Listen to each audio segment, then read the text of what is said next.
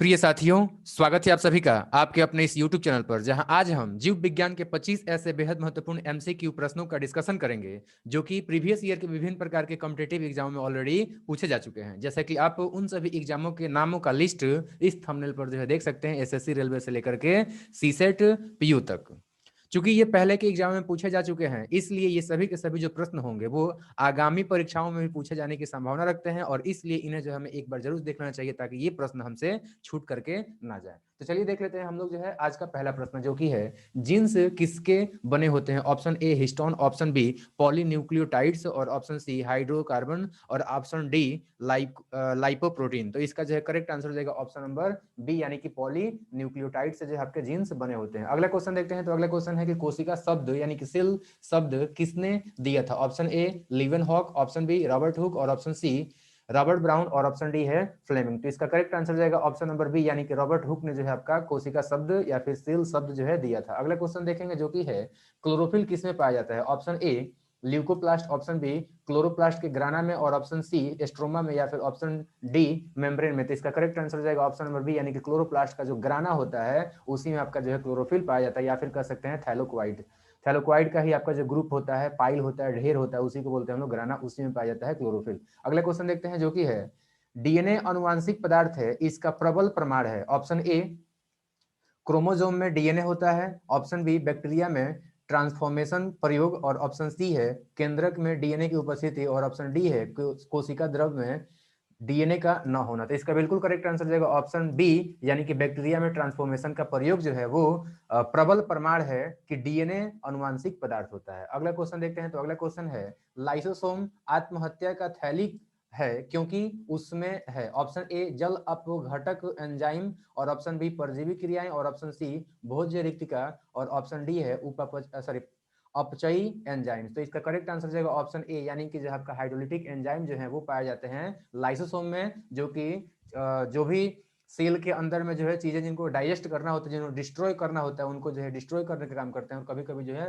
पूरे सेल को ही आपका डिस्ट्रॉय कर देते हैं जरूरत पड़ने पर। तो इसीलिए जो है इसको आत्महत्या का थैली कहा जाता है, लाइसोसोम, जिसमें कि पाया जाता है हाइड्रोलिटिक एंजाइम्स। अगला क्वेश्चन देखेंगे। तो अगला क्वेश्चन है कोशिका का पावर हाउस कौन है। ऑप्शन ए है क्लोरोप्लास्ट, ऑप्शन बी है माइटोकॉन्ड्रिया, और ऑप्शन सी है गोल्जी काय, और ऑप्शन डी है न्यूक्लियोलस। तो इसका बिल्कुल करेक्ट आंसर रहेगा ऑप्शन नंबर बी, यानी कि माइटोकॉन्ड्रिया जो है वो कोशिका का पावर हाउस कहलाता है, ऊर्जा गृह कहलाता है। अगला क्वेश्चन देखेंगे। वायुमंडल में कार्बन डाइऑक्साइड यानी कि CO2 की मात्रा है लगभग। ऑप्शन ए 0.003%, और ऑप्शन बी है 0.03%, और ऑप्शन सी है 0.3%, और ऑप्शन डी है 3%। तो इसका करेक्ट आंसर जाएगा ऑप्शन नंबर बी, यानी कि जो 0.03% जो है आपका वायुमंडल में कार्बन डाइऑक्साइड का मात्रा है। अगला क्वेश्चन देखेंगे। तो अगला क्वेश्चन है अंतिम रूप से जैविक ऊर्जा किससे प्राप्त होती है। ऑप्शन ए ग्लूकोज से, ऑप्शन बी सूर्य के प्रकाश से, और ऑप्शन सी एटीपी से, और ऑप्शन डी है माइटोकॉन्ड्रिया से। तो इसका बिल्कुल करेक्ट आंसर रहेगा ऑप्शन नंबर सी, यानी कि एटीपी से जो है अंतिम रूप से, मतलब फाइनली हमें जो है बायो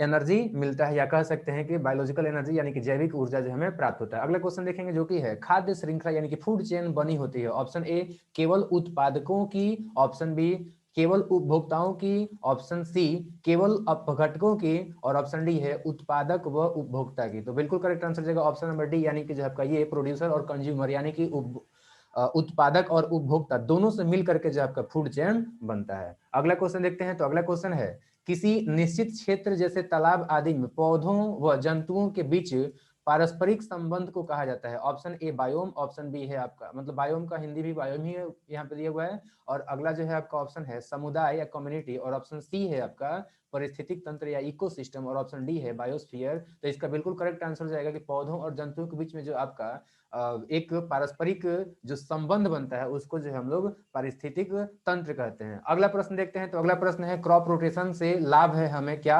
ऑप्शन ए है भिन्न भिन्न प्रकार की फसल प्राप्ति, और ऑप्शन बी है प्रोटीन के गुणों में बढ़ोतरी, और ऑप्शन सी है भूमि में उर्वरता में बढ़ोतरी, और ऑप्शन डी है खनिज के गुणों में बढ़ोतरी। तो इसका करेक्ट आंसर जाएगा क्रॉप रोटेशन से जो है भूमि में उर्वरता का जो है बढ़ोतरी होता है। तो करेक्ट आंसर जाएगा ऑप्शन नंबर सी, भूमि में उर्वरता में बढ़ोतरी होता है क्रॉप रोटेशन से। अगला क्वेश्चन देखेंगे जो कि है कि सूर्य की रोशनी से अल्ट्रावायलेट किरणें निकलती है जो उत्पादित करती हैं। ऑप्शन ए कार्बन मोनोऑक्साइड और ऑप्शन बी सल्फर डाइऑक्साइड और ऑप्शन सी है ओजोन और ऑप्शन डी है क्लोराइड। तो इसका करेक्ट आंसर जाएगा ऑप्शन नंबर डी, यानी कि जो आपका सूर्य की रोशनी से अल्ट्रावायलेट जो किरणें निकलती है वो किरणें जो है हमारे वायुमंडल में ओजोन को उत्पादित करती हैं। तो ऑप्शन नंबर सी। अगला क्वेश्चन देखेंगे।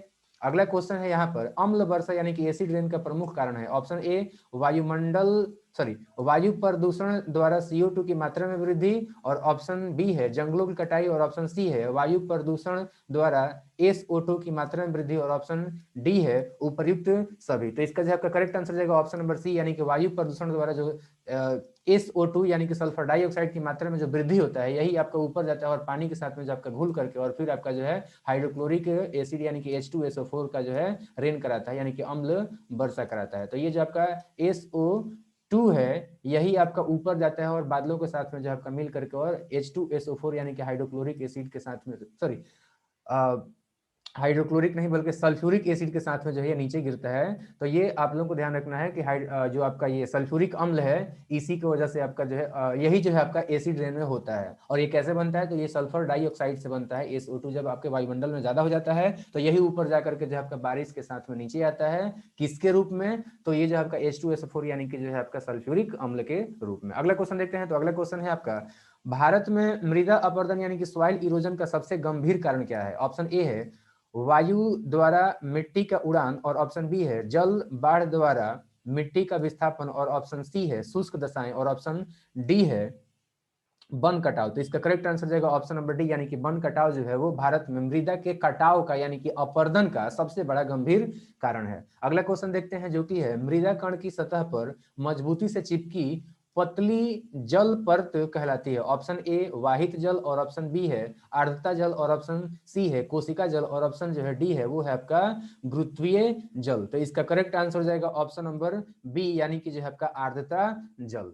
अगला क्वेश्चन देखते हैं। तो अगला क्वेश्चन है जल क्रांति यानी कि वाटर लॉगिंग कहाँ होती है? ऑप्शन ए चिकनी मिट्टी, और ऑप्शन जो है आपका बी है दोमट मिट्टी, और ऑप्शन सी है बाजरी मतलब वही बजरी यानी जिसको हम ग्रेवल बोलते हैं, और ऑप्शन जो है आपका डी है बालू मिट्टी। तो इसका जो है आपका करेक्ट आंसर जाएगा ऑप्शन नंबर ए, यानी कि चिकनी मिट्टी जो होता है उसमें आपका जो है जल क्रांति या फिर कह सकते हैं कि वाटर लॉगिंग होता है। अगला क्वेश्चन देखेंगे जो कि है खाद्य कड़ी यानी कि फूड चेन में शाकाहारी होते हैं। ऑप्शन ए अपघटक, ऑप्शन बी द्वितीयक उपभोक्ता, और ऑप्शन सी है प्राथमिक उपभोक्ता, और ऑप्शन डी है प्राथमिक उत्पादक। तो इसका करेक्ट आंसर जाएगा ऑप्शन नंबर सी, यानी कि जो है प्राथमिक उपभोक्ता होते हैं जो भी आपके शाकाहारी जीव होते हैं। अगला क्वेश्चन देखते हैं। तो अगला क्वेश्चन है कि पादपों को मिट्टी से जो जल मिलता है वह है ऑप्शन ए वाहित जल, ऑप्शन बी है गुरुत्वीय जल, और ऑप्शन सी है केशिका जल, और ऑप्शन जो है आपका डी है आर्द्रता जल। तो इसका करेक्ट आंसर जाएगा ऑप्शन नंबर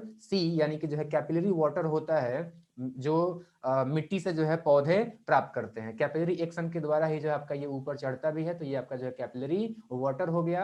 याद रखिएगा कि पौधे जिस जल को जो है मिट्टी से खींचते हैं वो आपका जो है कैपिलरी वाटर कहलाता है, यानी कि केशिका जल कहलाता है। अगला क्वेश्चन है कि पादप जो चट्टानों की सतह पर उगते हैं। ऑप्शन ए लिथोफाइट, ऑप्शन बी एर्मोफाइट, और ऑप्शन सी है कैज्मोफाइट्स, और ऑप्शन डी है सैमोफाइट्स। तो इसका जो है आपका करेक्ट आंसर हो जाएगा ऑप्शन नंबर ए, यानी कि जो आपके पौधे चट्टानों पर उगते हैं उनको हम लोग लिथोफाइट्स कहते हैं। अगला क्वेश्चन देखते हैं। तो अगला क्वेश्चन है वायु का प्रमुख प्रदूषक कौन सा है या फिर वायु का मुख्य प्रदूषक कौन सा है? तो इसमें जो आपका करेक्ट आंसर देगा ऑप्शन नंबर बी, यानी कि कार्बन मोनोऑक्साइड जो होता है ये सबसे बड़ा जो है आपका वायु का पोल्यूटेंट होता है। अगला क्वेश्चन देखें जो कि है बायोम है। ऑप्शन ए पृथ्वी का वह स्थान और उसका वायुमंडल जिसमें जीव रहते हैं, और ऑप्शन बी है जीवों का समुदाय जो परस्पर प्रतिक्रिया करें, और ऑप्शन सी है स्थलीय वनस्पति, और ऑप्शन आपका जो है डी है सागरीय वनस्पति। तो इसका जो है आपका करेक्ट आंसर जाएगा ऑप्शन नंबर ए, बायोम जो है आपका वो स्थान होता है पृथ्वी का